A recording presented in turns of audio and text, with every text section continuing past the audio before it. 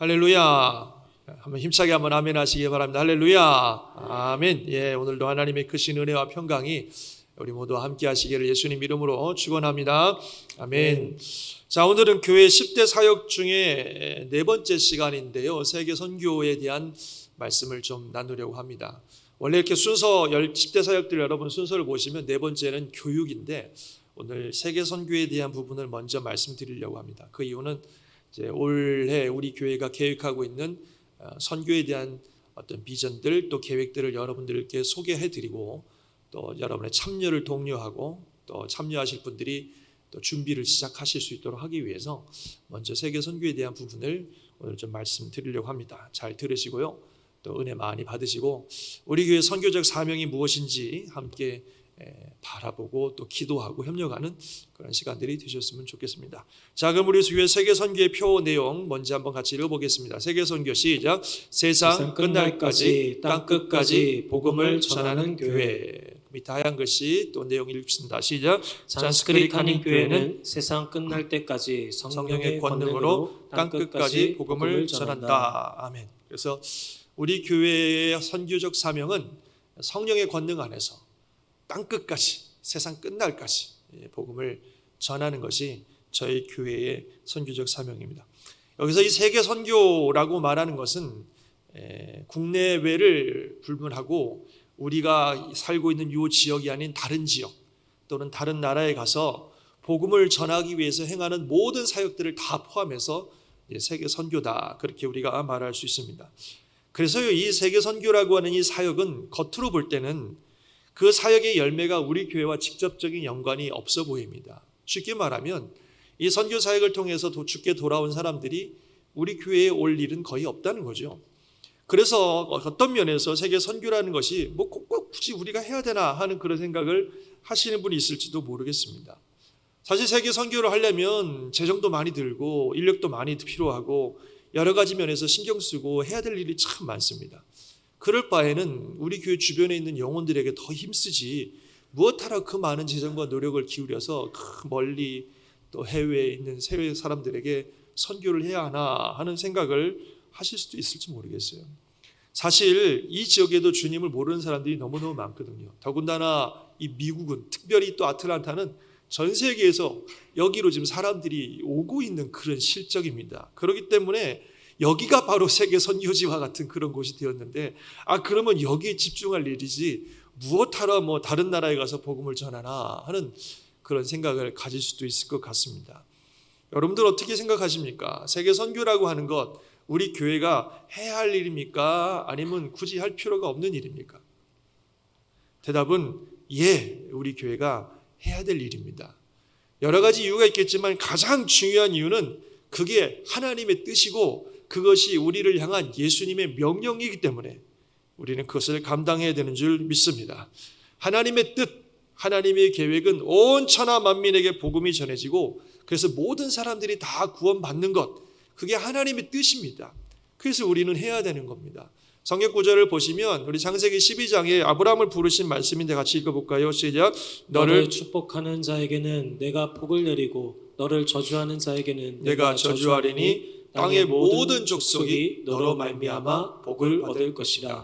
태초에 하나님이 아브라함을 선택했을 때부터 하나님의 마음은 땅의 모든 족속이에요. 땅의 모든 족속이 복받기를 원하시는 것이 우리 하나님의 마음입니다. 그래서 예수님은 뭐라고 말씀하셨냐면 이 천국 복음이 모든 민족에게 증언되기 위하여 온 세상에 전파되리니 그제야 끝이 오리라. 하나님이 이 모든 이 복음이 모든 민족에게 전해지기 원하시기 때문에 심지어는 주님이 다시 오는 것도 이 천국 복음이 다 전해질 때까지 기다리시겠다.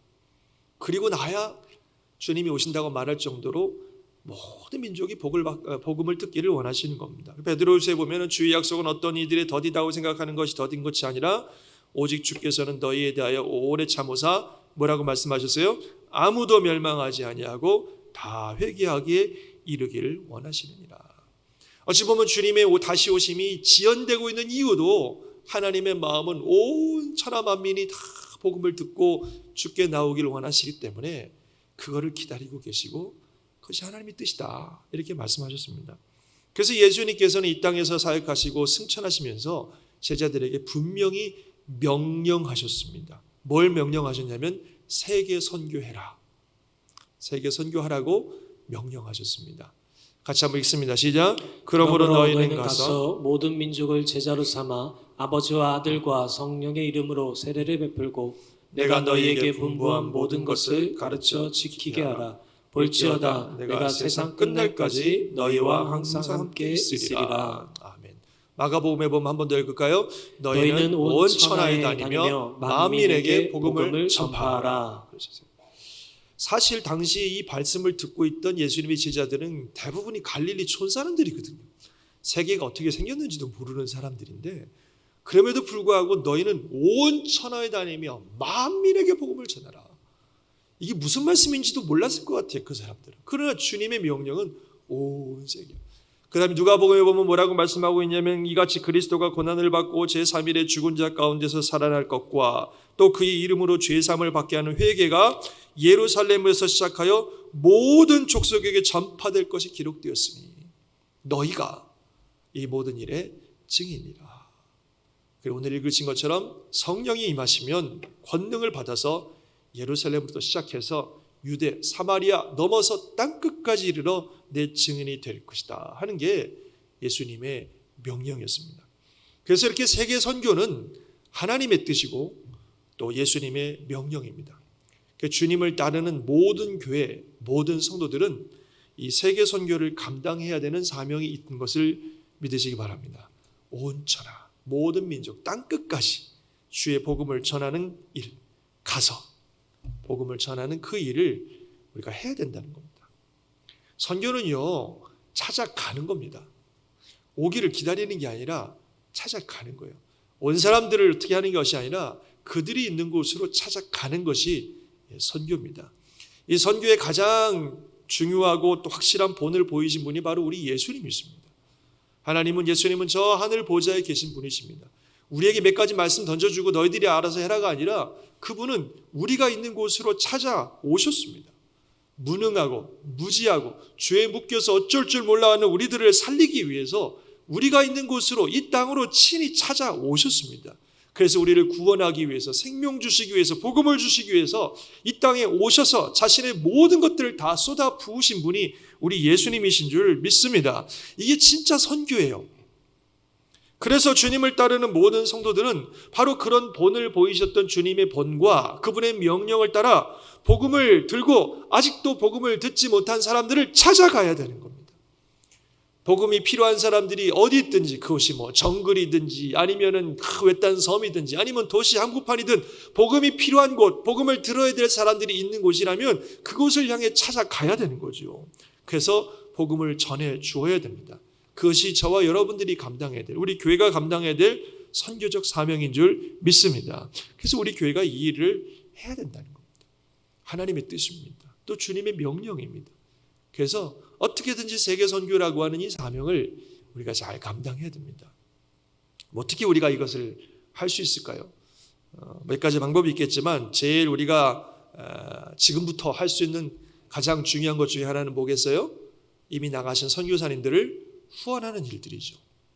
그분들을 기도로 또는 재정으로 후원해서 그 선교사님들이 사역을 잘 할 수 있도록 하는 그런 일들을 하는 것이 중요합니다. 세계 선교라고 하는 귀한 소명을 받아서 안락한 삶의 자리를 떠나 척박한 선교 현장으로 나아가신 그분들 너무너무 귀한 분들이십니다.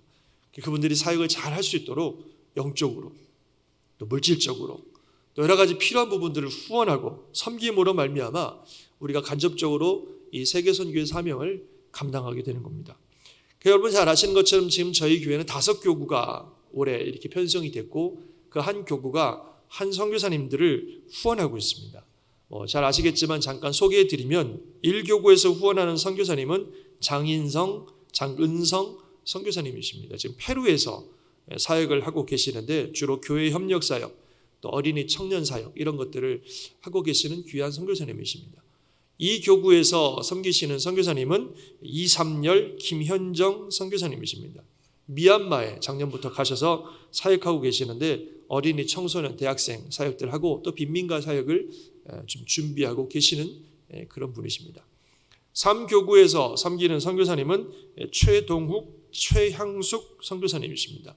지금 네팔에서 사역하고 계시는데 주로 캠퍼스 사역을 주로 하고 계십니다. 또 4교구에서 섬기시는 선교사님은 이김, 이찬빛 다 예명입니다만 키르기즈스탄에서 무슬림 전도 사역을 하고 계십니다. 보안 그분들의 안전을 위해서 얼굴을 가렸습니다만 어쨌든 지금 무슬림 지역에서 키르기즈스탄에서 무슬림 사역을 하고 계시는 참 귀한 젊은 선교사님들이십니다. 5교구에서 선교하신 분은 우리 박수훈 오사라 선교사님 잘 아시죠? 볼리비아에서 사역하고 계시고 교회 개척 사역들을 하고 계십니다.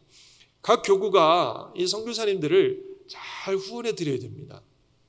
먼저 요즘 구역 예배, 구역 모임 하실 때 뭐 주일마다 모이시든 언제든지 항상 이 선교사님들을 위해서 여러분 기도해 주시기 바랍니다. 아마 직간접적으로 이제 선교사님들의 후원 선교 편지들이 여러분들에게 다 전달되고 기도 제목들이 나누어질 겁니다. 여러분들 이분들을 위해서 기도 많이 해 주셔야 됩니다. 그게 우리가 세계 선교에 참석하는 방법입니다. 또 재정적으로도 우리가 후원을 해야 됩니다. 우리가 구역별로 교구별로 선교헌금을 모아서 선교사님께 전달해 드리고 있습니다. 뭐 구역 모임할 때 따로 헌금하기가 어려우실 겁니다. 그래서 이런 방법을 취하시면 좋겠는데요. 여러분들 마음에 이렇게 결정하시면 좋겠어요. 내가 한 달에 얼마 정도를 선교사님을 위해서 후원하겠다. 우리가 섬기는 교구가 섬기는 그 선교사님을 위해서 기도하시면서 내가 한 달에 얼마를 이분을 위해서 후원하겠다 하는 마음의 결정들을 기도하시면서 하시면 좋겠어요. 그리고 주일날 오실 때 한 달에 한 번씩 그 선교를 헌금을 선교 봉투에다가 담아서 여러분 이름도 쓰시고 구역도 쓰시고 또 후원하는 선교사님 이름을 적어서 헌금하시면 됩니다. 그러면 교회에서 그걸 다 모아서 일정 기간에 계속해서 교구의 이름으로 또 교회의 이름으로 선교사님들께 보내드리겠습니다. 뭐 구역별로 모여서 이렇게 잔돈 꺼내서 이거는 어렵기 때문에 여러분들이 기도하시고 마음에 결정하시고 내가 한 달에 얼마 정도는 선교하는 일에 후원하겠습니다 하고 결정하셔서 그것을 교회에다가 헌금하시면 그걸 다 모아서 저희가 재정적으로 그분들을 보내드리려고 합니다. 그래서 선교사님들을 우리가 정기적으로 재정적으로 잘 후원하는 일들이 굉장히 중요합니다. 이런 일을 통해서 우리가 세계 선교의 사역들을 감당해 나가는 거죠. 또 세계 선교라는 건 아까 말씀드린 것처럼 해외만 하는 게 아닙니다. 이 또 지역에 있는 선교 기관들을 우리가 돕죠. 그래서 예루살렘, 유대, 사마리아 이렇게 하라고 하신 것처럼 지역에 있는 전문 기관들, 우리가 미처 돌보지 못하는 영혼들을 돌보는 전문 기관들을 교회가 섬기고 있습니다. 난민들을 우리가 또 앞에 예담을 통해서 계속 하고 있습니다만 난민들을 섬기는 CD호프라든지 또 장애인들을 돕고 있는 미랄 선교회라든지 노숙자를 돕고 있는 또 그 미션 아가페라든지 이런 기관들을 우리가 교회에서 후원하고 있습니다. 여러분들이 또 그런 마음이 있으면 또 그 이름으로 헌금을 하시면 그런 분들을 또 돕는 일들을 하겠습니다. 그래서 우리가 이렇게 선교사님들이나 선교단체를 기도로 또 물질로 후원하면서 세계 선교를 감당하는 겁니다. 우리가 함께 최선을 다해서 이 일에 동참해 주시면 좋겠습니다.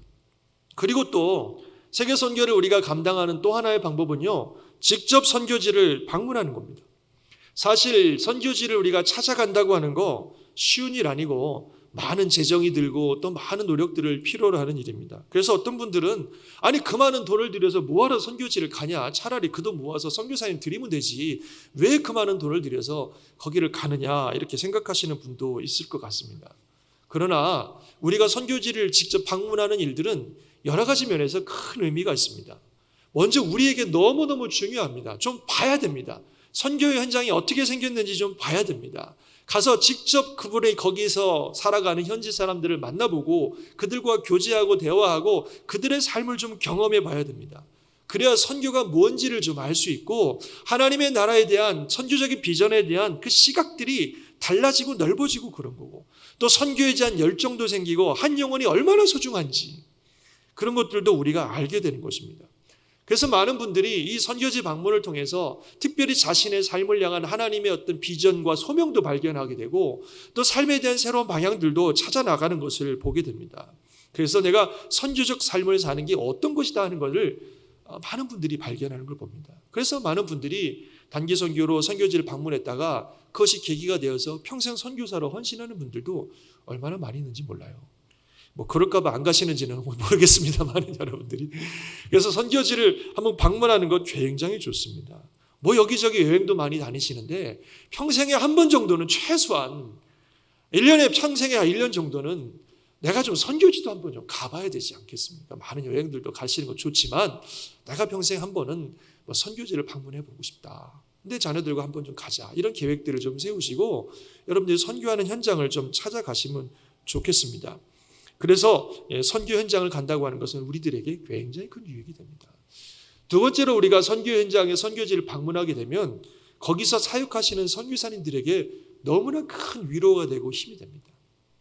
사실 선교사님들에게 선교지에서 가장 중요한 분들은 선교사님들입니다. 현지인들보다도 선교사님들이 더 중요해요. 그분들이 그 선교의 핵심이기 때문에 그분들이 포기하지 않고 끝까지 선교를 잘 감당할 수 있도록 도와드리는 것이 우리가 가장 큰 관건인데요.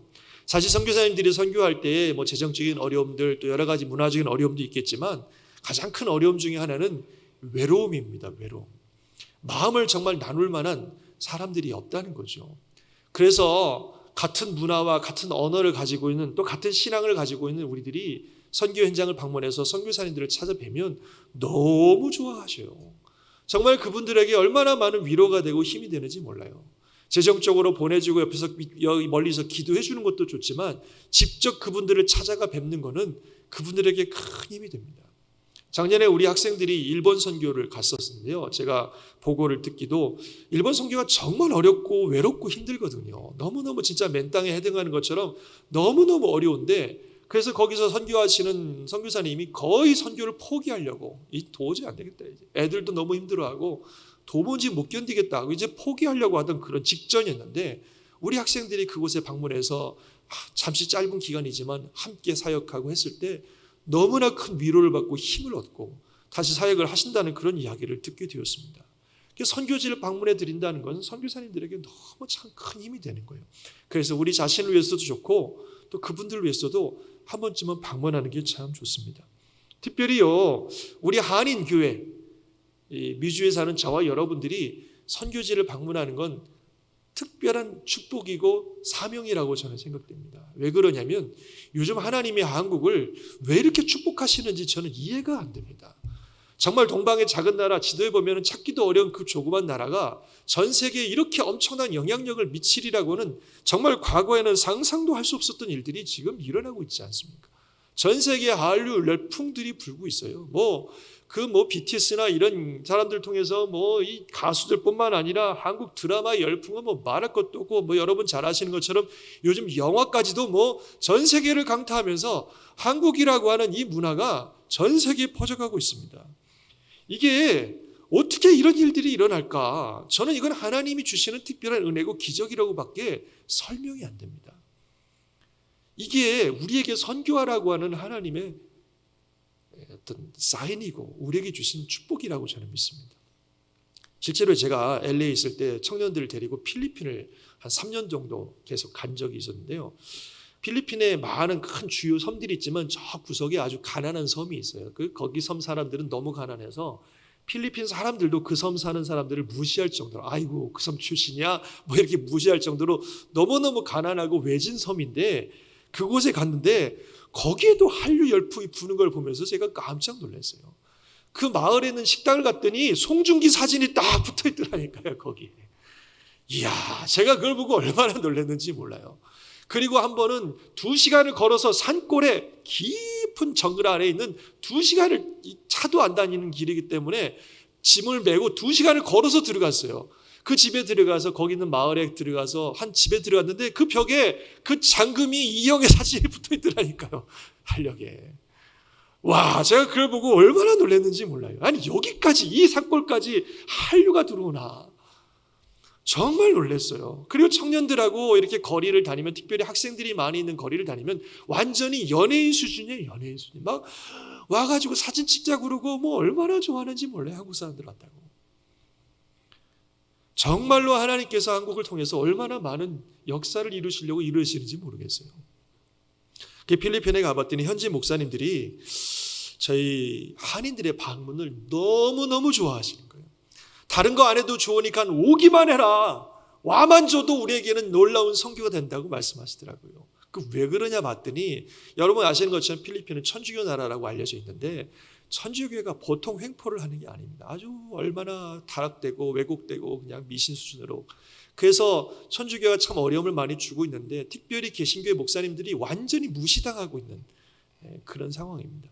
그런데 그 아무도 찾아오지 않는 마을에 그것도 미국에서 한인들이 그 목사님을 위해서 그 교회에서 찾아와 줬다는 사실 자체만으로도 목사님의 위상을 그 마을에서 막 이만큼 높이는 거예요. 사람들이 교회에 주목하기 시작하고 야 이분이 어떤 분이길래 이분을 위해서 미국에서 그것도 한인들이 찾아오나 이래가지고 굉장히 교회가 주목받는 계기가 된다는 거죠. 저희들이 가는 곳마다 사람들이 몰리고 우리가 하는 공연과 모든 것들에 귀를 기울이는 모습을 볼 수 있었습니다. 정말 하나님께서 우리 한인들을 얼마나 축복하시는지, 이런 하나님께서 한인들을 통해서 세상에 미치는 영향력이 언제까지 계속될지는 아무도 모릅니다. 그러나 지금 너무나 좋은 기회를, 너무나 좋은 특권을 우리 한인들에게 주셨는데 우리가 이것을 우리 대단한 것보다 이렇게 끝날 것이 아니라 온 세계에 복음을 전하는 사역을 감당하라고 하는 하나님의 축복인 것으로 알아서 우리가 이 세계 선교를 하는 일에 더 적극적으로 참여해야 될 줄 믿습니다. 그래서 우리가 선교지를 방문하는 것은 너무 중요합니다. 올해 저희 선교부가, 선교위원회가 이런 계획들을 좀 가지고 있습니다.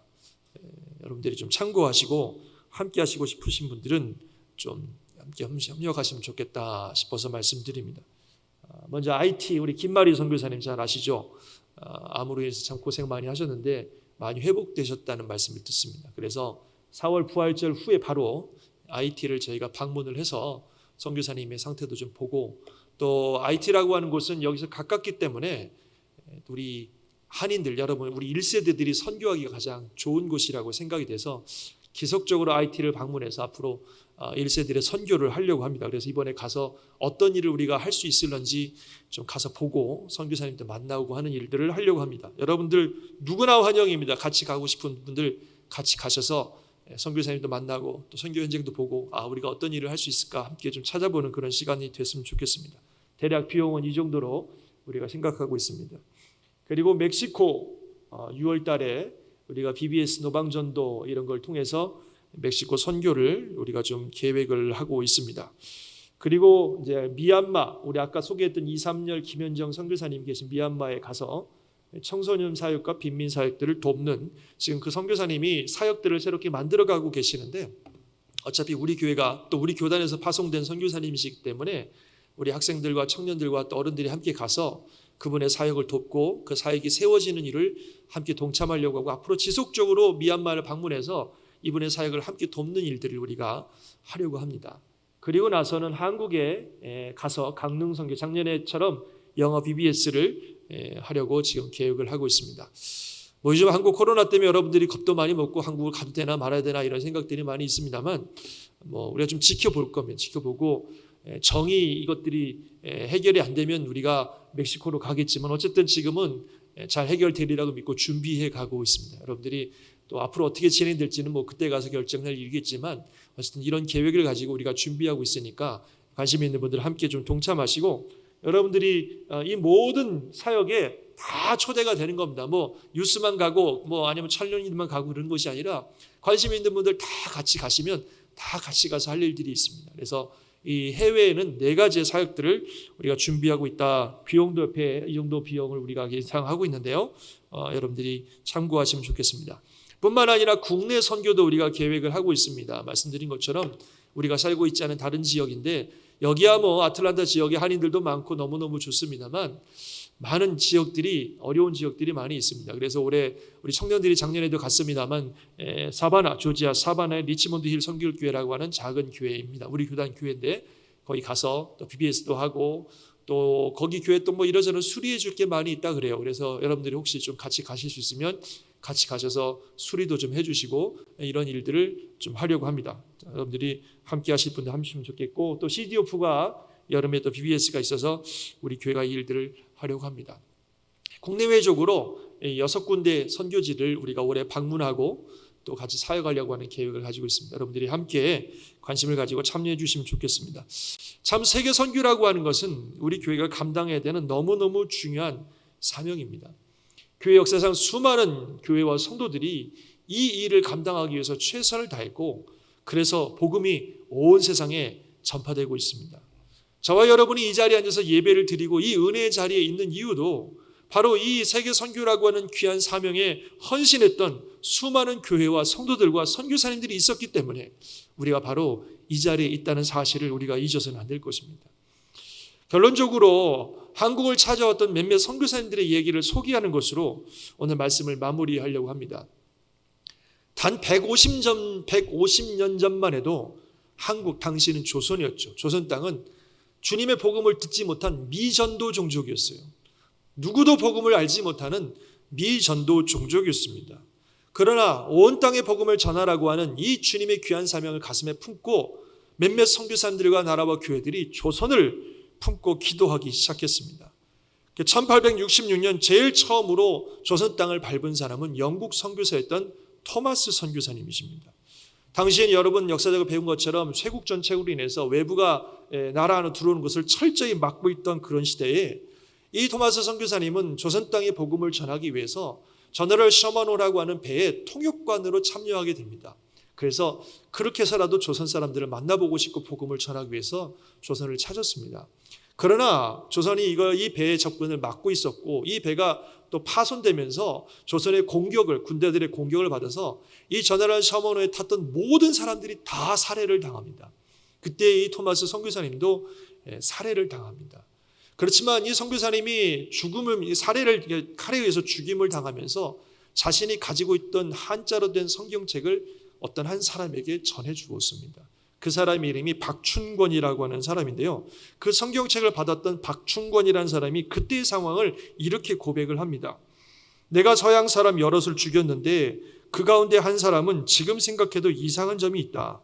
내가 그를 죽이려고 하자 그는 두 손을 마주 잡고 무슨 말을 한 후 붉은 천이 덮인 책을 가지고 웃으면서 내게 받으라고 권했다.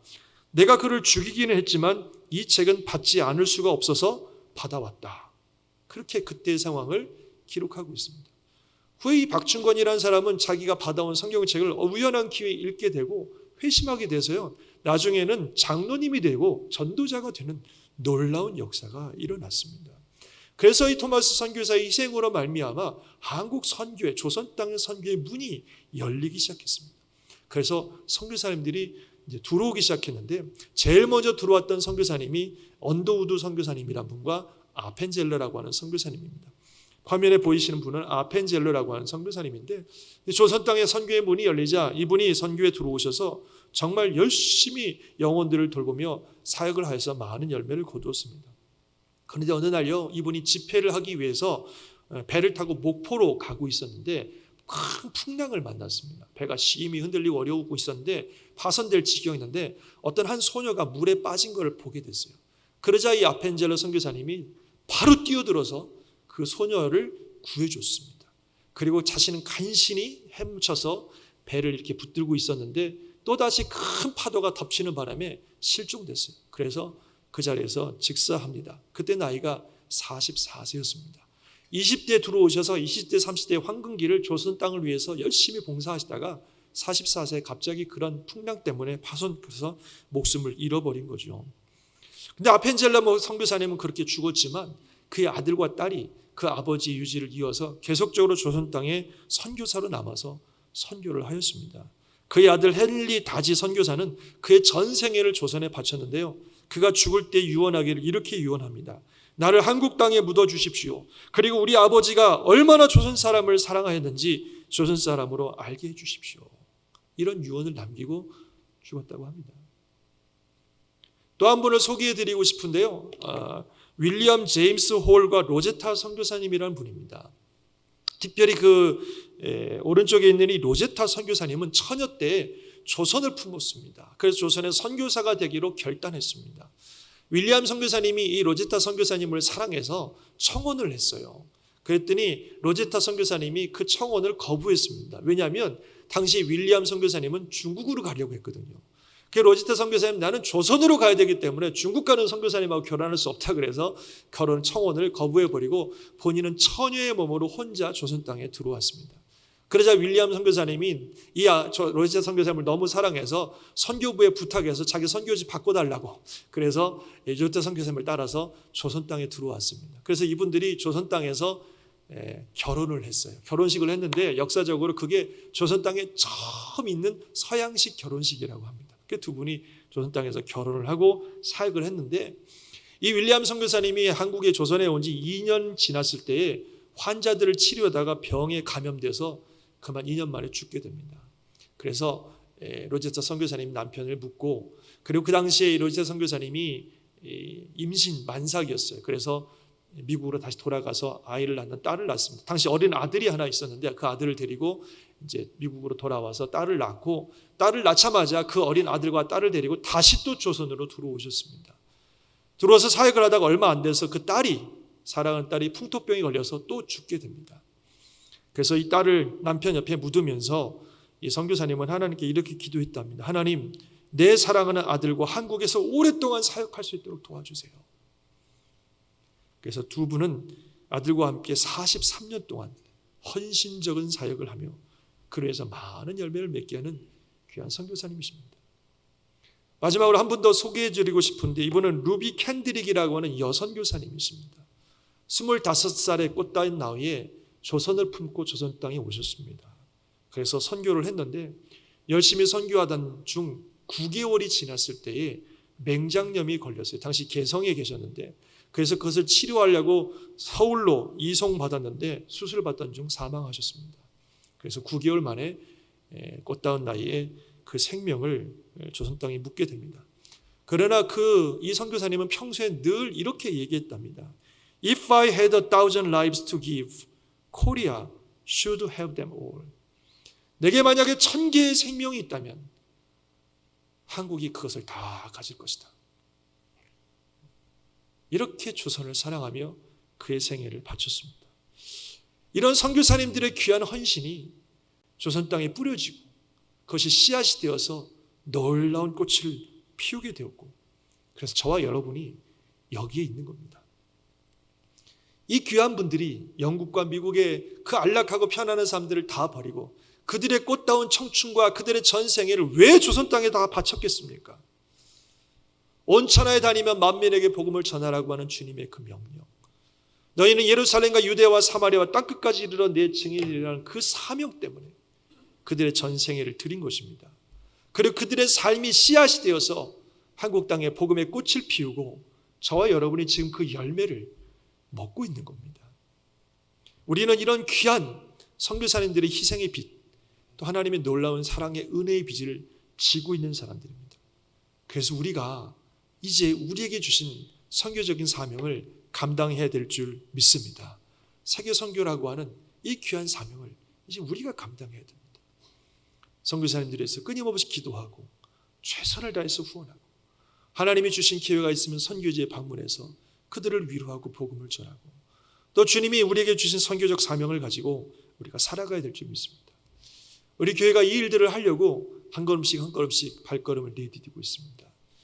여러분들 함께 관심을 가지고 또 기도해 주시고 동참해 주셔서 우리에게 주신 이 선교적 사명을 잘 감당하여 세계 선교라고 하는 귀한 사명을 온전히 이루어가는 우리 잔스크릭 한인교회, 또 저와 여러분이 될 수 있기를 주의 이름으로 축원합니다. 하나님의 크신 은혜와 축복이 우리와 함께 하실 줄 믿습니다.